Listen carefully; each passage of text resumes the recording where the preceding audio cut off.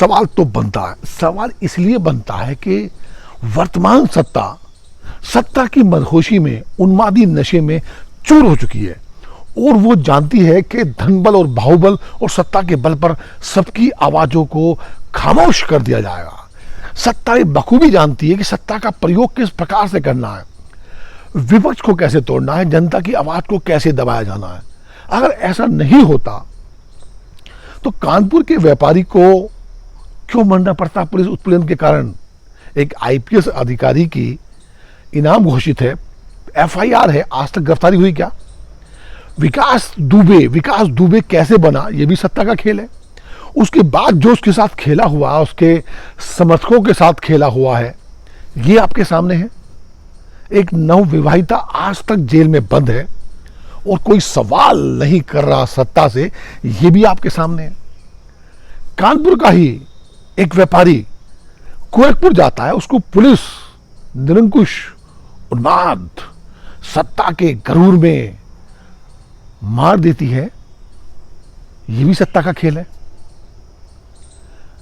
हाथरस में एक दलित शोषित लड़की को बलात्कार किया जाता है, फिर उसको जला दिया जाता है, मार दिया जाता है। यह भी सत्ता का खेल आपके सामने है।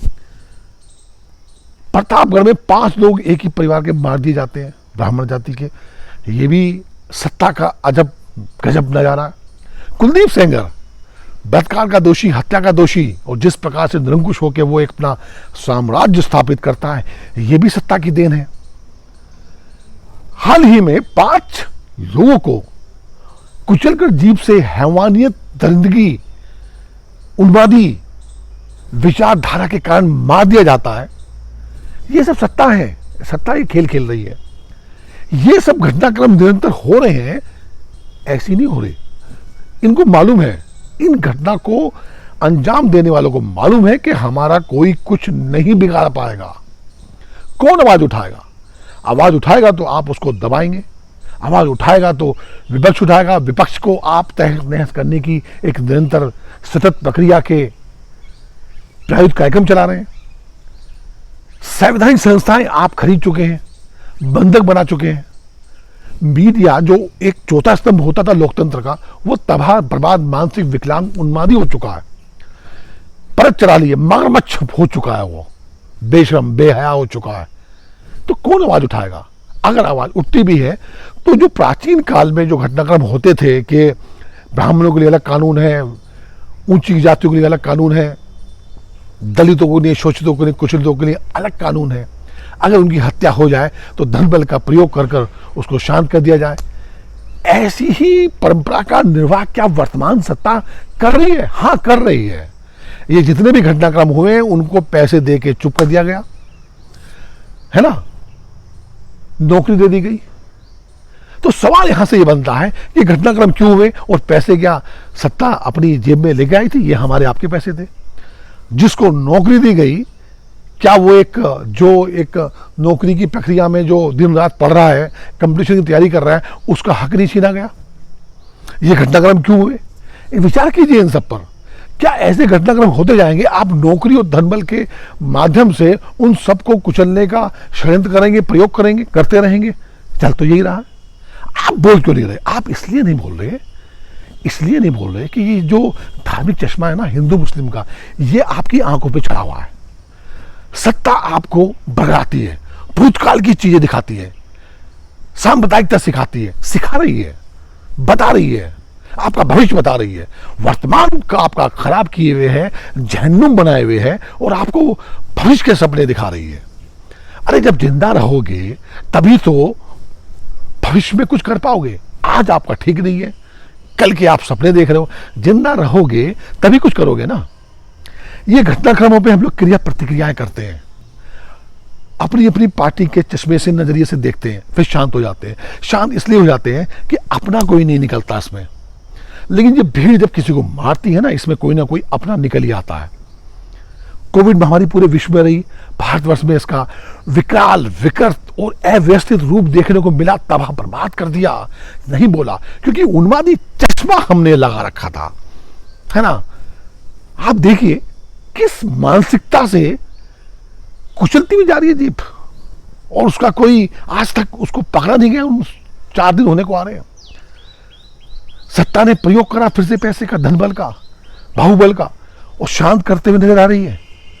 अरे भाई, उसको उनको दोषियों को पकड़िए, अगर जांच में निर्दोष हो तो छोड़े जा सकते हैं, लेकिन नहीं, हम तो ऐसे ही करेंगे। ऐसे इसलिए करेंगे कि हमको गणित समझाया जा रहा है हिंदू मुस्लिम का। ये जो पाठ्यक्रम है ना, इसमें आप उलझा दिए जा रहे हैं, तबाह बर्बाद कर दिए जा रहे हैं आपको। भाई, क्या पैसे से जो मर गया वो वापस आ सकता है? कभी गाय के नाम पे मार रहे हैं आप किसी को, गऊ की जो दशा, मनोदशा सड़कों पर मरती तड़पती हुई भूख प्यास से नजर आ रही है, वो आपके सामने है। कहीं कुछ नहीं है। शेल्टर हाउसों का बुरा हाल हो चुका है। ये सवाल को पूछता है तो वो उन्मादी हो जाता है, भारत विरोधी हो जाता है, मोदी विरोधी हो जाता है। क्या आपने कभी सवाल नहीं उठाए? वर्तमान सत्ता ने तो 350 रुपए के सिलेंडर के लिए सड़कों पर आकर तबाही मचा दी थी, है? चूड़ियां लेकर आ गई थी। कौन? स्मृति ईरानी। पेट्रोल डीजल के दामों पर तो हाहाकार मचाते थे। बहनों भाइयों कर करके मोदी जी ने जीना हराम कर दिया था। दिमाग में बैठ गया था, मोदी नहीं तो कौन, मोदी नहीं तो कौन। हाँ भाई, ये मोदी ही है जो देश को नई रोशनी, नई चेतना, नई क्रांति देगा।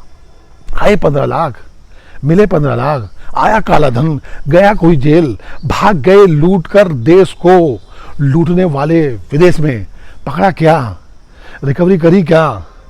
पेश दिया, देश बर्बाद कर दिया। देश बर्बाद करते जा रहे हो देश को। और जो आवाज उठाता है आम आदमी या पॉलिटिकल आदमी, आप उसे बंधक बनाते हो। लेकिन जिस दिन इस आम आदमी की सरक गई, निकाल कर पूछेगा, दुड़ा कर पूछेगा, सवाल तो बनता है, कहां है नौकरी, कहां है काम धंधे, कहां है स्वास्थ्य शिक्षा? है? बहुत अधिक चलने वाला नहीं है ये उन्मादी खेल। लेकिन कभी कभी लगता है कि ये देश गुलाम क्यों हुआ? 200 साल विदेशी आक्रांता इस पर राज क्यों कर गए? तो ये जो चल रहा है मजाक, आपको समझाया जा रहा, गणित, और आप जब फंस रहे हो, क्या गुलामी का जो खून है वो अभी हमारी इसमें नशों में है क्या? क्या अभी हम गुलाम परंपरा से उभरे नहीं है? लगता तो यही है, कभी परिवार की गुलामी, कभी किसी पार्टी की गुलामी, कभी किसी नेता की गुलामी। अरे उठिए इन लोगों से भाई, आया घटिए। जो सही कर रहा है उसका समर्थन कीजिए, और जो गलत कर रहा है उसके खिलाफ आवाज उठाइए। सवाल तो बनता है। नमस्कार।